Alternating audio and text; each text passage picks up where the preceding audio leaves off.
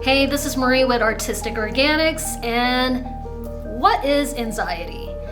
Okay, to be honest, I never really understood what that was. And I definitely don't suffer from that on a chronic condition type of way, but in the past, I have realized, wow, this is probably anxiety. And to give an example, I did go through a transitional period. I think everyone can relate to that. A lot of stuff happens in life.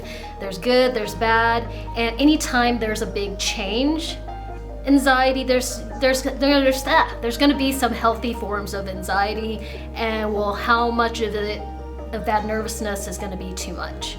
As a relatable thing, when I went through my divorce, it was a big transitional period. From having always getting married at a young age and never being alone, and then going to living alone, living in your own space. It was really scary. You don't know what you're doing. You're starting all over.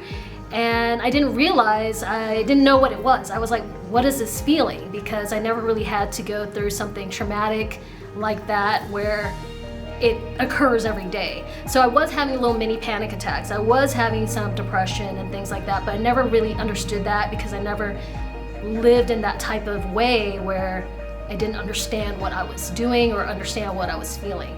And then I realized, oh, that feeling is called anxiety. So I think a lot of people can relate to struggling emotionally. And I think that happens when you're in a space when you're too much in your head, overthinking, overanalyzing over stuff that you don't understand, that you're trying to make sense of. And of course there's healthy forms of it, but then it gets to the point of, wow, that's an issue. That's an issue because it's affecting your life. And what I mean by that is, a lot of times, I have a background in psychology, and when you're thinking about diagnosing something or trying to understand how bad something is, first you gotta understand what it is. And once you know, well, what's the prognosis? How do I get better? How bad is it? And how can I get better? And what's my time frame for that?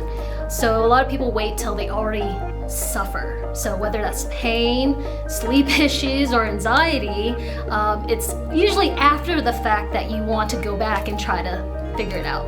So, and usually what they use as a tool are activities of daily living. So the way I try to assess things is, before it even gets to that point, from a day-to-day basis, what can I do to live in the present moment?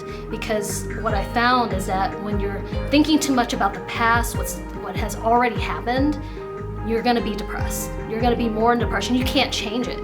Or if you're thinking too much about the future, how things are going to be, stuff that hasn't even happened yet, you're going to have anxiety. So the best thing to do is to be present, live in the here and now, and focus on growth. Meet people where they're at, as opposed to looking either way, because at the end of the day, it's about balance.